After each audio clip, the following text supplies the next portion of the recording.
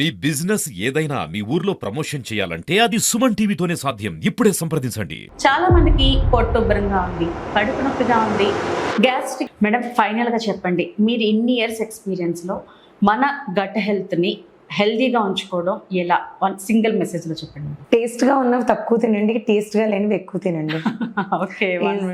Hi, hello friends, welcome back to Suman TV.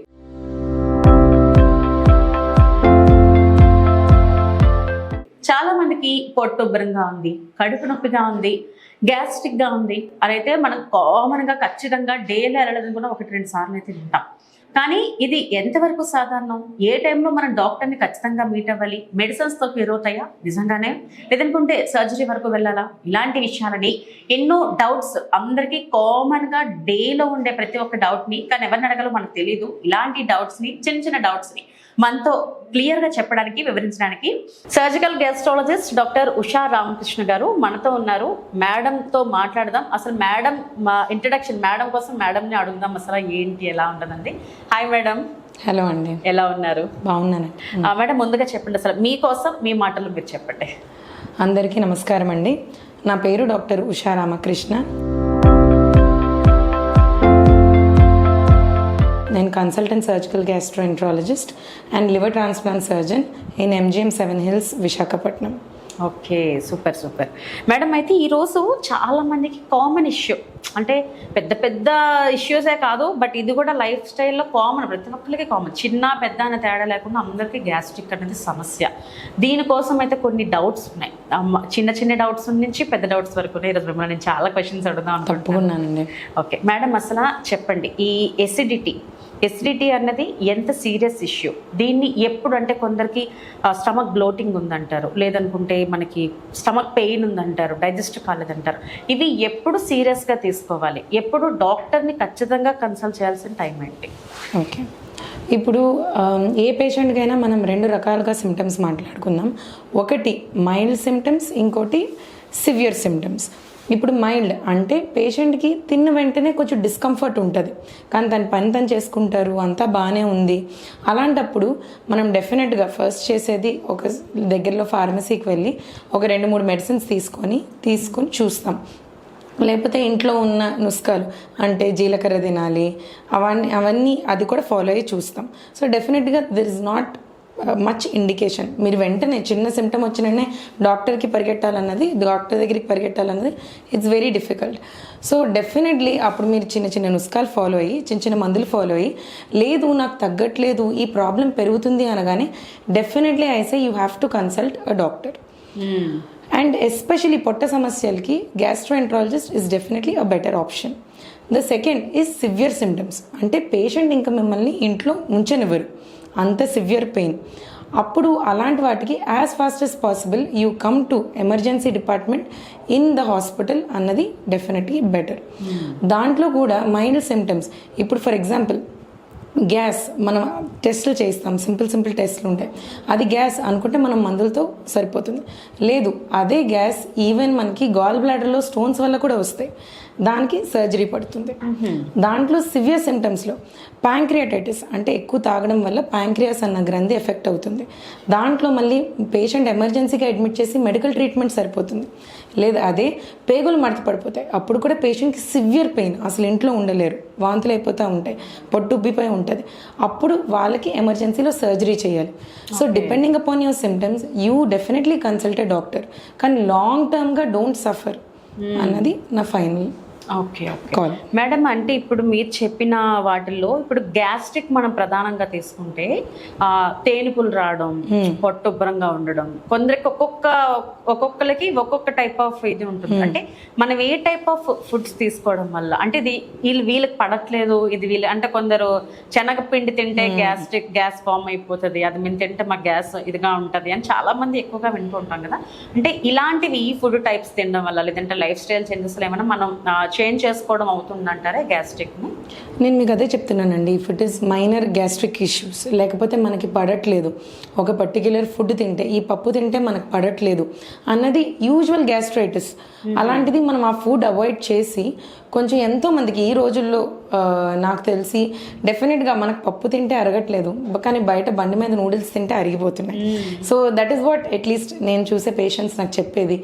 So definitely we have to rule out what is the real problem ఇక్కడ. మనకి చిన్నప్పుడు పుట్టినప్పటి నుంచి మనకు పప్పు పెట్టేవారు, అప్పటి వరకు బాగానే అరిగేది. ఈ రోజుల్లో ఎందుకు అరగట్లేదు అంటే ఎక్కడో దగ్గర ద పప్పు ఇస్ నాట్ ద ప్రాబ్లం, వెరాజ్ యాక్చువల్గా బండి మీద noodles is the fault for at least 9 out of 10 people. ఇప్పుడు ఒక్క పర్సన్ దగ్గరికి వచ్చేసేగల డెఫినెట్గా పప్పు వాళ్ళకి పడదు, వాళ్ళకి చిన్నప్పటి నుంచి ఆ పప్పు అన్నది పడదు. సో అప్పుడు మనం కొంచెం దాన్ని తగ్గించి, ఒకవేళ ఇది నిజంగా గ్యాస్ట్రిక్ సమస్యలైనా ఇది గ్యాసే కాజ్ చేస్తుందా, ఎందుకంటే మలబద్ధకం, కాన్స్టిపేషన్ అది కూడా గ్యాస్ కాజ్ చేయొచ్చు. నేను మీకు ఇందాక చెప్పాను గాల్ బ్లాడర్లో స్టోన్స్ కాజ్ చేయొచ్చు. హయాటస్ హెర్నియా అంటే పొట్ట ఛాతీలోకి వెళ్ళిపోతుంది, అది కూడా గ్యాస్ కాజ్ చేయొచ్చు. సో ఎగ్జాక్ట్గా మనం ఏ ప్రాబ్లంతో డీల్ చేస్తున్నాం అన్నది మాత్రం మనకి ఒకసారి టెస్ట్ చేయించుకుంటే కానీ వీఆర్ నాట్ ష్యూర్. అన్నీ మనం గ్యాస్ అని తీసి పడేయలేం. బికాజ్ ఎవ్రీ జిఐ ప్రాబ్లం, ఏదైతే గ్యాస్ట్రో ప్రాబ్లం ఉంటుందో దానికి స్టార్టింగ్ ఎప్పుడు గ్యాసే అవుతుంది. అది ఓకే. అంటే కొందరు ఎర్లీ మార్నింగ్ ఫుడ్ సరిగ్గా తీసుకోకపోవడం వల్ల గ్యాస్ ఫామ్ అయిపోద్ది, యాసిడ్స్ ఫామ్ అవుతాయి, సో అందుకని గ్యాస్ట్రిక్ వస్తుంది, లాంగ్ రన్లో ఇది ఇబ్బంది అవుతుంది అంటారు. ఇది మిత్తా మేడం, ఇది నిజంగానేనా? అలాగేం లేదండి. It is again to each his own. కొంతమంది ఇంటర్మిటెంట్ ఫాస్టింగ్ చేస్తారు, they don't have breakfast in the morning, వాళ్ళందరూ దే ఆర్ హ్యాపీ. కొంతమంది లేదు, if they eat they are happy. What నేను ఈ రోజుల్లో చూసేది గ్యాస్ తాలూకా మూల కారకం is you are eating too much food. అనుకున్న దానికంటే, అవసరమైన దానికంటే. ఇప్పుడు ఫర్ ఎగ్జాంపుల్ ఉదయం లేస్తాం, యూఆర్ ఎక్సర్సైజింగ్, ఆర్ మీరు ఎక్కడికో వెళ్ళి చాలా యాక్టివ్ లైఫ్ స్టైల్ మీది, మీరు చాలా యాక్టివ్ జాబ్, సో డెఫినెట్గా మీరు 3-4 ఇడ్లీలు తిన్నా పడుతుంది. అదే మనం సాఫ్ట్వేర్, ఉదయం లెగ్గానే కూర్చోవాలి, రాత్రంతా మీటింగ్స్ అటెండ్ చేయాలి, సరిగ్గా నిద్ర ఉండదు, మార్నింగ్ లేచి అదే 3-4 ఇడ్లీలు తింటే వెంటనే గ్యాస్ కాజ్ చేస్తుంది. The main culprit over here is నాకు ఆ 3-4 ఇడ్లీలు అరిగే పని నేను చేస్తున్నానా లేదా, అసలు ఫస్ట్ ఆఫ్ ఆల్ నేను ఆ ఫుడ్ తినాలా అవసరం లేదా అన్నది is the main reason. Okay, చాలా మంచి పాయింట్ చెప్పారు మేడం. చాలా మందికి నిజంగానే ఏదంటే ఫుడ్ స్కిప్ చేయడం వల్ల గ్యాస్ ఫామ్ అయిపోతుంది, యాసిడ్స్ రిలీజ్ అవుతాయి అనేది. అంటే చాలా మందికి ఫుడ్ మార్నింగ్ తినలేదు, లేదంటే మధ్యాహ్నం తినలేదు, ఒక పూట స్కిప్ చేస్తే ఖచ్చితంగా గ్యాస్ ఫామ్ అయిపోతుంది, అప్పుడు బ్లోటింగ్ అవుతుంది స్టమక్ అని చాలా ఎక్కువ మిత్ ఉంది బయటన. కానీ నిజంగా చెప్పాలంటే ఇది ఒక ఫ్యాక్ట్. ఇంటర్మీడియట్ ఫాస్టింగ్ చేస్తూ ఉంటారు, బట్ అయినా కూడా వాళ్ళు ఫైన్ బాగానే ఉంటున్నారు. ఓకే, ఇది మన లైఫ్ స్టైల్ మీద బేస్ అయి ఉంటుంది. నేనైతే అంటానండి, యూ షుడ్ అబ్జర్వ్. మనము 10 ఏళ్ళు 20 ఏళ్ళు 30 ఏళ్ళు ఉన్నంత వరకు కూడా వాట్ వీఆర్ ఈటింగ్ మనకి చాలా ఈజీగా డైజెస్ట్ అవుతుంది. The whole problem comes when we are crossing 30.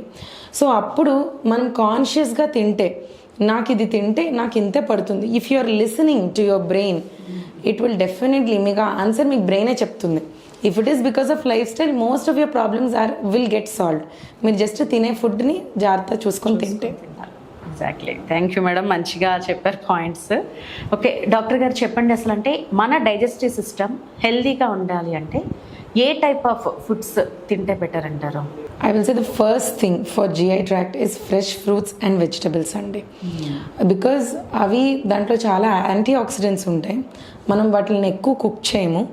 So అలాంటివి మనం తిన్నప్పుడు అవి మన పొట్టకి they give you much peace. నేనైతే అంటాను చాలా శాంతంగా ఉంటుంది when you're having things like curd, లేకపోతే ఫ్రూట్స్, వెజిటబుల్స్ కొంచెం. ఎందుకంటే ఎస్పెషల్ మనకున్న డైట్ అండ్ మనకున్న టెన్షన్స్లో యూజువల్గా కూల్ చేసే ఫుడ్స్ అన్నవి definitely much better. So I will say first vote for fresh fruits, vegetables. The second is ఏది తిన్నా I will say we have to stop following the silent kitchen method in western countries. మనం US తాలూకు silent kitchen, వాళ్ళు ఒక 20-30 ఏళ్ళ నుంచి వాళ్ళ కిచెన్లో వాళ్ళు వండుకోవడం మానేశారు. Very few families in America actually వాళ్ళు వండుకుంటారు. ఈ రోజు మనం అలా తయారాం. It is very easy.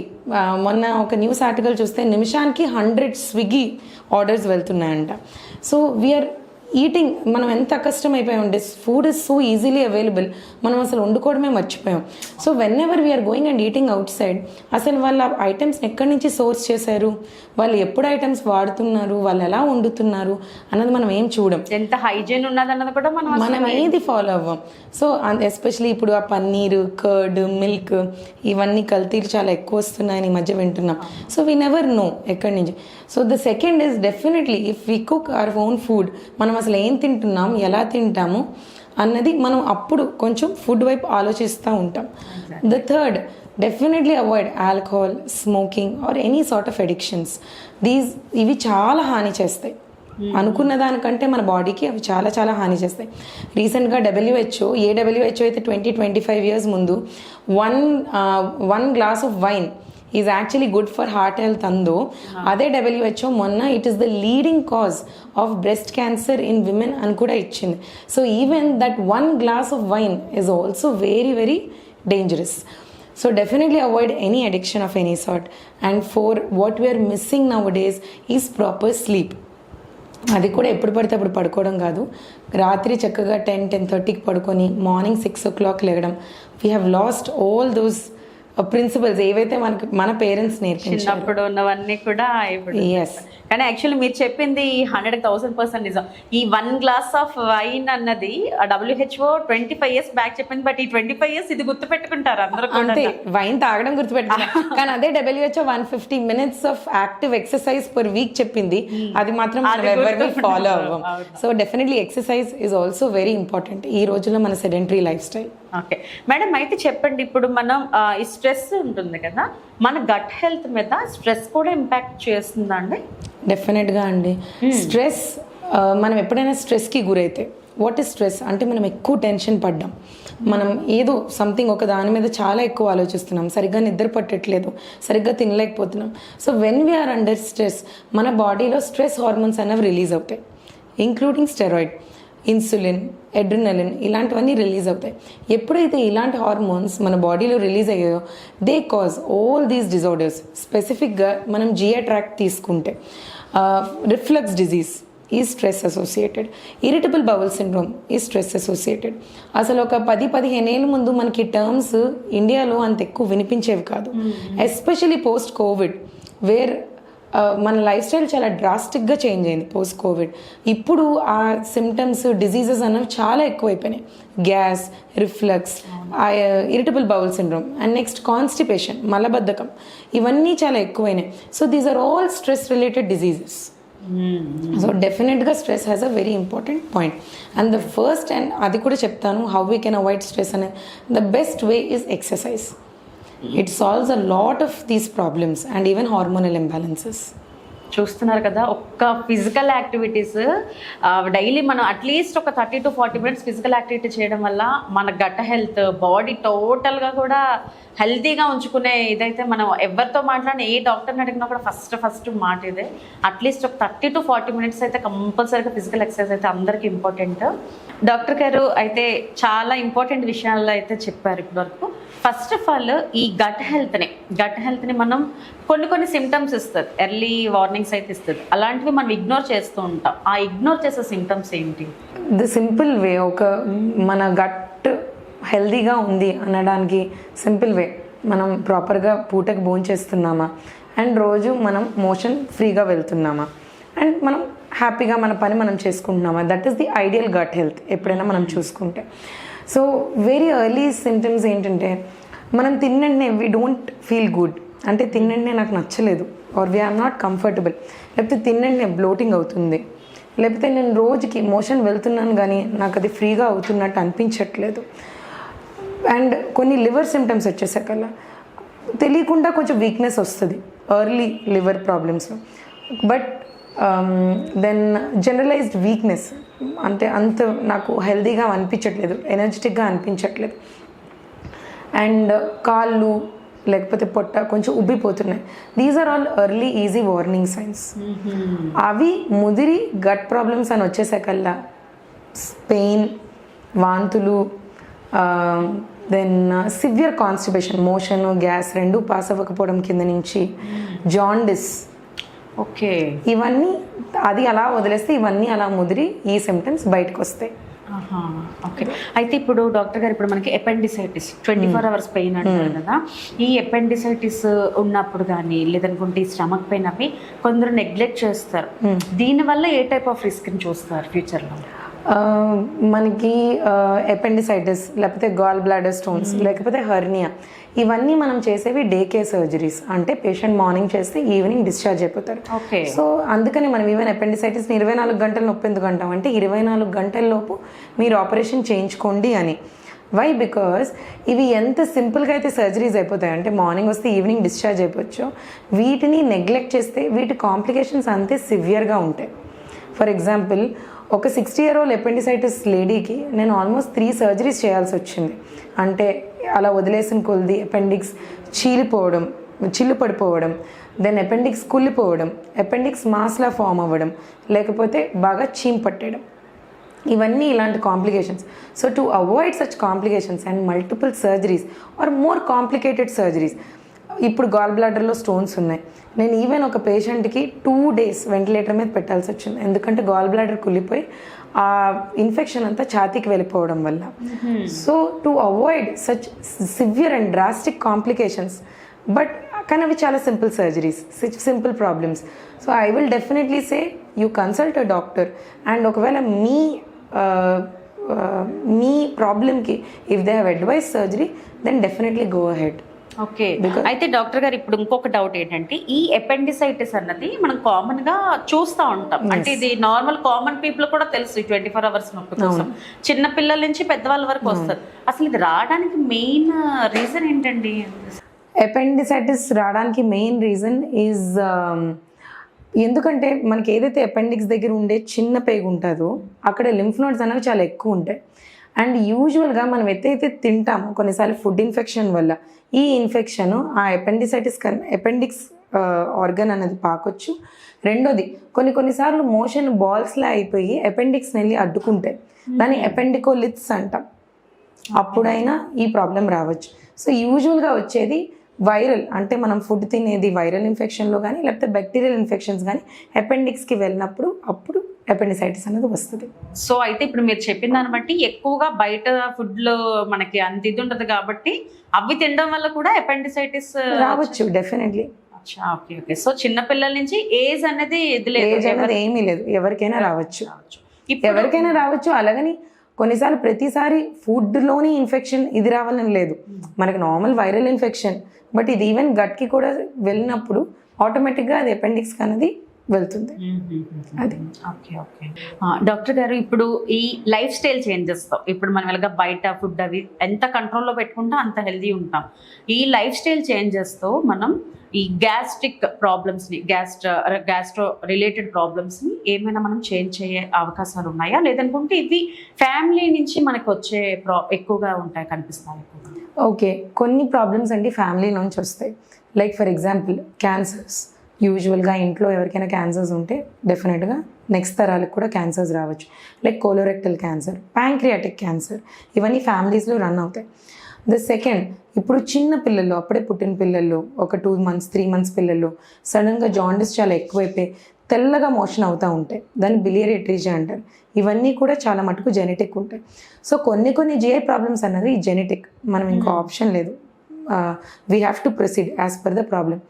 But ఈ రోజుల్లో ఇంత ఎక్కువ గ్యాస్ సమస్యలు, గ్యాస్ట్రో ప్రాబ్లమ్స్ ఎక్కువ అవ్వడం, I will say at least 60 to 70% of the problems are related to lifestyle changes. So డెఫినెట్గా లైఫ్ స్టైల్ అన్నది మనం కొంచెం మార్చుకుంటే, లైక్ ఇందాక నేను చెప్పడం, బయట ఫుడ్ ఎక్కువ తినకుండా కొంచెం స్లీప్ మీద కాన్సన్ట్రేట్ చేస్తూ, and at the same time even కొంచెం ఎర్లీగా తినేయడం, లైక్ 6-7 లోపు మనం తినేస్తే చాలా మటుకు ప్రాబ్లమ్స్ అన్నది అరికట్టొచ్చు. అంటే ఇప్పుడు ఫ్యామిలీ నుంచి మనకు వచ్చినా కూడా మనం కంట్రోల్ చేసే అవకాశం అయితే ఉంది. కొన్ని ఉందండి. అంటే ఫర్ ఎగ్జాంపుల్ ఫాదర్కి డయాబెటీస్ ఉన్నంత మాత్రాన ఎంతో మందికి నెక్స్ట్ జనరేషన్ డయాబెటీస్ ఉండదు, వాళ్ళు ఎక్సర్సైజెస్ చేస్తారు, అలా ఉంటుంది అనమాట. సో అది type 2 diabetes we are talking about. కొన్ని type 1 అన్నది మనం అవాయిడ్ చేయలేం. ఓకే. మేడం చెప్పండి, ఈ సర్జరీ చేసే ముందు పేషెంట్స్ని కంఫర్టబుల్గా ఫీల్ అవ్వడానికి మీరు ఎలా వాళ్ళని ప్రికాట్ చేస్తారు, వాళ్ళ ప్రికాషన్స్ ఎలా ఇస్తారు వాళ్ళకి? ఫస్ట్ అండి, పేషెంట్ మనల్ని నమ్మాలి. అది నమ్మాలి అంటే ఐ ఆల్వేస్ ఫీల్ దట్ మనం పేషెంట్కి అడిక్వేట్ టైం ఇవ్వాలి. సో వెదర్ మనం పేషెంట్ అసలు ప్రాబ్లం ఏంటన్నది నేను ఫస్ట్ తనకి డీటెయిల్గా మాట్లాడిస్తాను. The second, I evaluate him fully, అసలు ఏంటి ప్రాబ్లం, ఎక్కడ ప్రాబ్లం ఏంటి అన్నది. ద థర్డ్, దెన్ నేను రిలేటివ్ని పేషెంట్ని ఇద్దరిని కూర్చోబెట్టి దెన్ ఐ స్టార్ట్ ఎక్స్ప్లెయినింగ్ అసలు ఏంటి ప్రాబ్లం, నేను ఏం సర్జరీ చేయబోతున్నాను, ఈ సర్జరీ ఎలా చేయొచ్చు, అండ్ దీనికి ఉండే కాంప్లికేషన్స్ ఏంటి, అండ్ ఒకవేళ ప్రాణాపాయం ప్రాబ్లం ఏవైనా ఉందా అని. So most of my patients before నేను ఓటీ ఎంటర్ చేసే ముందే they are very comfortable, very prepared, and usually this is led to the very smooth post operative. అంటే ఆపరేషన్ అయిన తర్వాత కూడా మా పేషెంట్స్కి it's usually a very smooth process. Okay, ఒకవేళ ఎప్పుడైనా ఒకే పేషెంట్ ని 2 సార్లు మీరు సర్జరీ చేయాల్సి వచ్చింది అనుకోండి, ఎస్పెషల్లీ అబ్డామినల్ కేసెస్ లో ఎలా మీరు వాళ్ళని ఐడెంటిఫై చేస్తారంటే వీళ్ళు రెండోసారి మళ్ళీ ఖచ్చితంగా అబ్డామినల్ కేసెస్ లో అంటే వాళ్ళకి ఏదైనా ప్రాబ్లం ఉంటుందా మళ్ళీ? యూజువల్గా నా కేసుకి నేను ఎప్పుడు 2సారి సర్జరీ చేయలేదండి. కానీ డిఫరెంట్ డాక్టర్స్ చేసినప్పుడు మన దగ్గరికి వచ్చి ఆ కాంప్లికేషన్తో ప్రెజెంట్ అవుతారనమాట. సో ఎస్, కొన్ని కేసెస్కి మళ్ళీ సర్జరీ పడుతుంది and that will become very complex. ఎందుకంటే ఒక సర్జరీ చేసిన తర్వాత దాన్ని మళ్ళీ మార్చి ఇంకో సర్జరీ చేయడం అనేది they are very complex procedures. So that again is dependent on every patient. ఏ సర్జరీ చేస్తాం, ఎలాంటి కరెక్టివ్ సర్జరీ చేస్తాం, అండ్ అప్పుడు మనం నోటీస్ చేయాల్సింది ఏంటంటే ఎవ్రీ పేషెంట్ని మనం వాళ్ళ ఓన్గా చూస్తాం. Every patient is a different case. So నిజంగా అవసరమైతేనే మనం మళ్ళీ ఆ పేషెంట్ని ముట్టుకొని 2సారి సర్జరీ చేయాలి. లేదంటే యూజువల్గా మనం ఇంకెలాగైనా మనం దాన్ని లిమిట్ చేయొచ్చు ఆ పేషెంట్ ప్రాబ్లం అన్నది ఆలోచిస్తాం అనమాట. Okay okay okay. కానీ వాళ్ళ తర్వాత మళ్ళీ లైఫ్ స్టైల్ ఒకవేళ 2 times అయింది అనుకుందాం, నార్మల్ లైఫ్ స్టైల్ లీడ్ చేస్తారా మేడం దాని తర్వాత? Yes, definitely most of our patients have. నేను ఇప్పటి వరకు 6 సర్జరీస్ అయ్యి 7th సర్జరీ కూడా ఒక పేషెంట్లో చేశాను. So till now the patient is very happy. 6 surgeries అయిన తర్వాత 6 సర్జరీస్ అయ్యాయి, లాస్ట్ 2 వర్ యాక్చువల్లీ ఫెయిల్డ్. నేను 7th సర్జరీ చేశాను, patient is absolutely fine. Doctor గారు ఇప్పుడు మీరు చెప్పారు కదా కాంప్లెక్స్ అనేసి, అంటే ఈ కాంప్లెక్స్ సర్జరీస్ లో మీరు ఎక్కువగా అంటే లాప్రోస్కోపిక్ బెటరా, ఓపెన్ సర్జరీ బెటర్ అంటారు? ఇన్ ఎవ్రీ కేస్ అండి, out right laparoscopic is right now the best option. ఎందుకంటే స్కార్స్ ఉండవు, హీలింగ్ ఈజ్ వెరీ ఫాస్ట్, పేషెంట్కి పెయిన్ అన్నది చాలా తక్కువ, పేషెంట్ చాలా ఫాస్ట్గా డిశ్చార్జ్ అయిపోతారు. So definitely my vote will always be with laparoscopic. నేను ప్రతి పేషెంట్కి లాప్రోస్కోపిక్ చేయడానికి ట్రై చేస్తాను. But there are some cases ఏదైతే కొన్ని మనం లాప్రోస్కోపిక్ చేయలేం, సో అలాంటి వాటికి అప్పుడు నేను ఓపెన్ చేస్తాను. But I will say laparoscopic is the best option. మరి మీరు ఎలా డిఫరెన్షియేట్ చేస్తారు వీళ్ళకి లాప్రోస్కోపిక్, వీళ్ళకి ఓపెన్ సర్జరీ పడుతుంది అనేసి? ఇనిషియలీ ఐ గో ఎవ్రీవన్ నేను లాప్రోస్కోపికే చేస్తానని నేను పేషెంట్కి బిఫోర్ హ్యాండ్ చెప్తాను. నేను లాప్రోస్కోపిక్ చేస్తాను, బట్ కొంతమందికి 90% సక్సెస్ ఉంటుంది, కొంతమందికి 50% సక్సెస్ ఉంటుంది. అంటే 50% నేను ఓపెన్ సర్జరీ చేయాల్సి వస్తుంది. ఇప్పుడు ఆల్రెడీ పేషెంట్కి 2 ఓపెన్ సర్జరీస్ అయినాయి, ఇప్పుడు నేను 3వ సర్జరీ లాప్రోస్కోపిక్ చేయడం అంటే it is actually very difficult. So అప్పుడు నేను పేషెంట్కి ముందే దెర్ ఇస్ అ 50% ఛాన్స్ నేను దీన్ని ఓపెన్ చేయొచ్చు అని చెప్పేసి నేను ముందుకు వెళ్తాను. అప్పుడు దాన్ని బట్టి even the patient is prepared, even నేను కూడా ప్రిపేర్డ్గా లోపల ఎంటర్ అవుతాను. ఓకే, పేషెంట్ కండిషన్ బట్టి మీరు డిఫరెన్షియేట్ చేస్తారు. Yes, but initial my choice will always be laparoscopic. Laparoscopic అయితే పెయిన్ కూడా ఉండదు, వాళ్ళకి అసలు ఆ సర్జరీ అయినట్టు కూడా తెలియదు. 24 hours లో మళ్ళీ వారు నార్మల్ లైఫ్ స్టైల్ లీడ్ చేయగలరు. అంటే దట్ ఈస్ ఆల్సో డిపెండింగ్ అండి. అంటే ఇప్పుడు మనం అపెండిసైటిస్, గాల్ బ్లాడర్, హెర్నియా అని చెప్పాను, డే కేర్ పేషెంట్ ఆ రోజు ఈవినింగ్ అడ్మిట్ ఓకే అయిపోతారు. కానీ కొన్ని మనం క్యాన్సర్స్కి లాప్రోస్కోపిక్ సర్జరీ చేస్తాం, కొన్నిసార్లు పేగులకి లాప్రోస్కోపిక్ సర్జరీ చేస్తాం. అప్పుడు పేషెంట్ 3-4 days అడ్మిట్ అయ్యాల్సి ఉంటుంది. బట్ బయటికి పేషెంట్కి స్కార్ ఏం తెలియదు, but is very comfortable. So మనం అంతా మానిటర్ చేసుకొని చేస్తామన్నమాట. So those are all complex laparoscopic procedures. Doctor గారు అయితే చెప్పండి, ఫ్యాటీ లివర్ అని మనం ఎక్కువగా చూస్తూ ఉంటాం, వింటూ ఉంటాం, బట్ దానికోసం పూర్తిగా అయితే ఎవరికి తెలియదు కానీ వింటారు జస్ట్. అసలు ఫస్ట్ ఆఫ్ ఆల్ ఈ ఫ్యాటీ లివర్ అంటే ఏంటి, ఇది అసలు దీన్ని మనం ఎట్లా హెల్దీగా ఉంచాలి, ఎట్లా మనం ఏదైనా ప్రాబ్లం వస్తే ఎలా ప్రివెంట్ చేయాలి? మనకి లివర్లో కొవ్వు పట్టడాన్ని ఫ్యాటీ లివర్ అంటాం. అంటే లివర్లో కొవ్వు ఎక్కువైపోయింది. So as simple as that. But దాన్ని మనం ఎలాగ ఐడెంటిఫై చేయొచ్చు అంటే ఒక సోనోగ్రఫీ చేసుకోవచ్చు, రెండోది ఫైబ్రోస్కాన్. ఫైబ్రో స్కాన్లో మనకి లివర్లో యాక్చువల్గా ఎంత ఫ్యాట్ ఉంది అన్నది మనకు తెలుస్తుంది అండ్ మన లివర్ స్టేటస్ ఏంటి అని. యూజువల్గా initial stages of fatty liver అన్నది రివర్సిబుల్, అంటే కొవ్వు ఎక్కువ పట్టేసింది కాబట్టి మనం దాన్ని కరిగించుకోగలిగితే సో లివర్ అన్నది మనకి నార్మల్ స్టేట్లోకి వచ్చేస్తుంది. బట్ అదే మనం అలా లివర్ని వదిలేస్తే ఆటోమేటిక్గా అది లివర్ ఇర్రివర్సిబుల్ స్టేజ్లోకి వెళ్తుంది, అంటే ఇంకా లివర్ పాడైపోతుంది అనమాట. అండ్ ఫ్యాటీ లివర్ ఎందుకు వస్తుంది? ద ఫస్ట్ ఈజ్ ఆల్కహాల్, అది కొవ్వుగా మారి ఫ్యాటీ లివర్ అవుతుంది. దెన్ డయాబెటీస్, ఎక్కువ ఒబెసిటీ, ఎక్కువ ఫ్యాట్ ఉన్న ఫుడ్స్ తినడం, కొన్నిసార్లు hepatitis infections. These are all మన ఇండియాలో ఉన్న 90% causes for fatty liver. Okay, fatty liver అంటే మనం ఏదైనా ఈ ఫుడ్ ఒబెసిటీ అనేది చాలా అనర్థాలకి కారణం. డెఫినెట్లీ ఇది ఓన్లీ యాక్చువల్గా నేను మాట్లాడకూడదు, but it is also the reason. Cardiac problems is also food. Okay, ఇప్పుడు ఇంత మనం స్ట్రోక్ ఇవన్నీ చూస్తున్నాం, that is also what we are having food. Every organ we start with food, it will start with food. Food only. అవును, మనం బాగా చేసుకోవాలన్నా ఫుడ్డే, పాడు చేసుకోవాలన్నా ఫుడ్డే. యాక్చువల్గా ఇప్పుడు ఒక థియరీ వచ్చిందండి, గట్ మైక్రోబయోమ్ యాక్సిస్ అని, that how our gut and the bacteria in our gut actually are controlling diseases right from top to bottom. Like మనకి ఏదైతే ఇరిటేషన్, కొంచెం సైకాట్రిక్ డిజార్డర్స్ నుంచి cardiac problems and obviously gut issues, ఇవన్నీ they are eventually related to the food we're eating. So okay, and the theory is actually very true and I also believe it is to be true. And దాని మీద కూడా చాలా research జరుగుతుంది. Madam, pancreas అంటే ఏంటి? ప్యాంక్రియాస్లో ఎక్కువగా కామన్గా problems పెరిగిపోతున్నాయి ఈ మధ్యన, ఎందువల్ల అంటారు? ప్యాంక్రియాస్ అన్నది ఒక గ్రంథి అండి. It will secrete different types of hormones. మనకి ఇప్పుడు డయాబెటీస్ అరికట్టడానికి ఏదైతే మనకి ఇన్సులిన్ వస్తుంది, ఎప్పుడైతే ఇన్సులిన్ పైకి కిందకు అవుతుందో అప్పుడే పేషెంట్కి షుగర్ వస్తుంది. సో డయాబెటీస్ కానీ లేకపోతే మనం తినే ఫుడ్ అరగడానికి కావాల్సిన హార్మోన్స్ ఇవన్నీ కూడా ప్యాంక్రియాస్ అన్నది సెక్రీట్ చేస్తుంది. సో ప్యాంక్రియాస్ ఈ రోజుల్లో మనకి ఎందుకు ప్యాంక్రియాస్ అన్నది ఎక్కువైపోతుందంటే, అట్లీస్ట్ వీఆర్ లిసనింగ్ నౌ, ఇప్పుడు ఎక్కువ వింటున్నాం. The first is again alcohol, which is leading to 2 types of pancreatitis, acute pancreatitis, chronic pancreatitis. So అలాగా ఈ ప్యాంక్రియాటైటిస్ ఇప్పుడు ఆల్కహాల్ కన్జంప్షన్ ఎక్కువ అయిపోవడం వల్ల ప్యాంక్రియాటైటిస్ అన్నది కూడా ఎక్కువ అవుతుంది. So accordingly the different types of ప్యాంక్రియాటైటిస్కి మనం డిఫరెంట్ ట్రీట్మెంట్ అన్నది చేస్తామన్నమాట. మేడం, అయితే ఇప్పుడు ఈ పైల్స్, కాన్స్టిపేషన్ ఏ ఉంటుంది కదా, దీనికి సర్జరీ అవసరమని ఎప్పుడు పేషెంట్కి అర్థమవుతుంది? ఒక పర్సన్కి ఎప్పుడు తెలుస్తుంది కంపల్సరీగా సర్జరీకి వెళ్ళాలి అనేసి? ద ఫస్ట్ వార్నింగ్ సైన్ అండి, మోషన్లో బ్లడ్ పడడం. It is always a warning sign, మోషన్లో బ్లడ్ పడకూడదు. సో డెఫినెట్లీ ఇఫ్ ఆ సిమ్టమ్ ఉంటే మాత్రం you have to definitely consult a doctor, a gastro surgeon best. So అప్పుడు మనం ఎగ్జామిన్ చేస్తాం. యూజువల్గా గ్రేడ్ 2, గ్రేడ్ 3 హెమరాయిడ్స్, మనకు 4 grades ఆఫ్ హెమరాయిడ్స్ ఉంటాయి.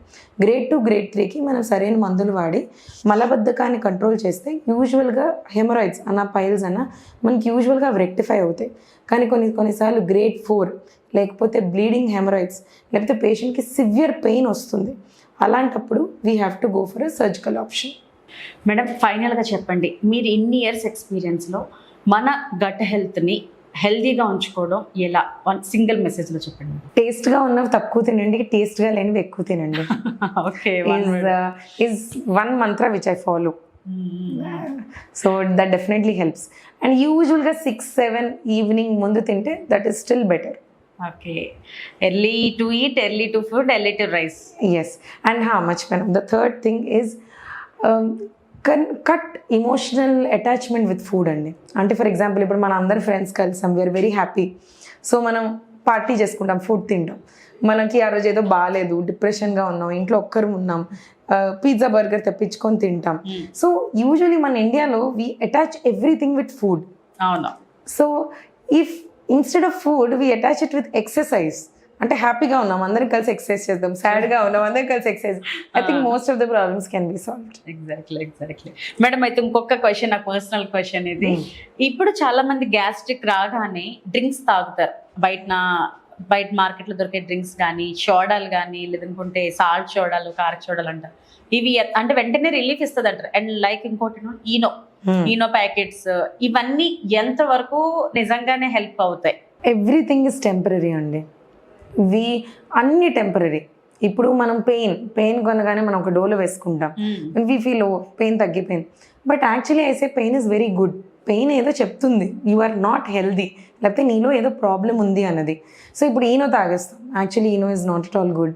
లేకపోతే మనం సోడా తాగుతాం, ఈ టెంపరీ రిలీఫ్, బట్ అక్కడ అసలు ఎందుకు గ్యాస్ వస్తుంది అన్నది ఆలోచించాలి. సో దాన్ని బట్టి మనం ఫుడ్ హ్యాబిట్స్ అలా మార్చుకోవాలి. కానీ I will say all this is temporary and definitely don't take anything which is temporary. What is the problem, you address the problem. అంటే నెక్స్ట్ ఇంకొకటి గ్యాస్ట్రిక్ పెయిన్ అంటే కొందరికి ఛాతీ భాగంలో పెయిన్ వస్తుంది, కొందరికి స్టమక్ అప్పుల పెయిన్ వస్తుంది, కొందరికి షోల్డర్ ఇక్కడ కూడా పెయిన్ వస్తుంది. అంటే ఇది కూడా ఇదేనా మేడం వెనకాతలో వచ్చే పెయిన్? డెఫినెట్లీ అండి. రైట్ సైడ్ నొప్పి వచ్చి అండ్ రైట్ షోల్డర్కి నొప్పి వస్తుంది అంటే usually gall bladder stones. Right side? Yes, right shoulder కిందన, that is gall bladder stones. So యూజువల్గా అలాంటి నొప్పి వస్తుంది. కొన్నిసార్లు మనకి రిఫ్లక్స్ ఉంటుంది. ఇందాక నేను ఏదైతే మీకు రిఫ్లక్స్ అన్నా, స్టమక్లో వెరీ స్ట్రాంగ్ యాసిడ్ ఉంటుంది. ఎప్పుడైతే ఆ యాసిడ్ మనకి తిరిగి అంగవాహికకి పైకి వెళ్తుంది, అంటే రిఫ్లక్స్ అంటారో, అప్పుడు మనకి ఛాతీలో నొప్పి వస్తూ ఉంటుంది అనమాట. So that is actually chest pain, non cardiac chest pain. అంటే రైట్ సైడ్ షోల్డర్ పెయిన్ వచ్చి ఇక్కడ పెయిన్ వస్తే ఖచ్చితంగా స్టోన్స్ ఉన్నట్టు ఒకసారి డెఫినెట్ గా చెక్ చేయించుకోవాలి. డెఫినెట్ గా అల్ట్రాసౌండ్ సోనోగ్రఫీ చేయించుకోవాలి. Okay. Thank you so much doctor. చాలా ఇంపార్టెంట్ విషయాలు అయితే మాతో చర్చించారు. చాలా thank you so much. Thank you అండి. చూసారు కదా ఫ్రెండ్స్, గ్యాస్ట్రిక్ అని మనం చాలా లైట్ తీసుకుంటాం, కానీ చిన్న మోడిఫికేషన్స్, లైఫ్ స్టైల్ చేంజెస్లో మనం చాలా చిన్న మార్పులు చేసుకోవడం వల్ల డైలీ ఫిజికల్ యాక్టివిటీస్ అన్నది ఎంత మేజర్గా మన లైఫ్లో కీ రోల్ అనేది ప్లే చేస్తుందో మనం డాక్టర్ గారు ఇచ్చిన మాటల్లో, డాక్టర్ గారు చెప్పిన ఆన్సర్స్లో మనం చాలా క్లియర్గా తెలుసుకున్నాం. ఇలాంటి చిన్న లైఫ్ స్టైల్ చేంజెస్ త్రూ మొత్తం టోటల్ హెల్త్నే మొత్తం మనం ఆఫ్టర్ 70 years తర్వాత కూడా హెల్తీగా ఉండొచ్చు అనేది మాత్రం చాలా క్లియర్గా తెలుసుకున్నాం. ఇలాంటి మరెన్నో ఇన్ఫర్మేటివ్ అప్డేట్స్ కోసం, హెల్తీ టాపిక్స్ కోసం stay tune to Suman TV.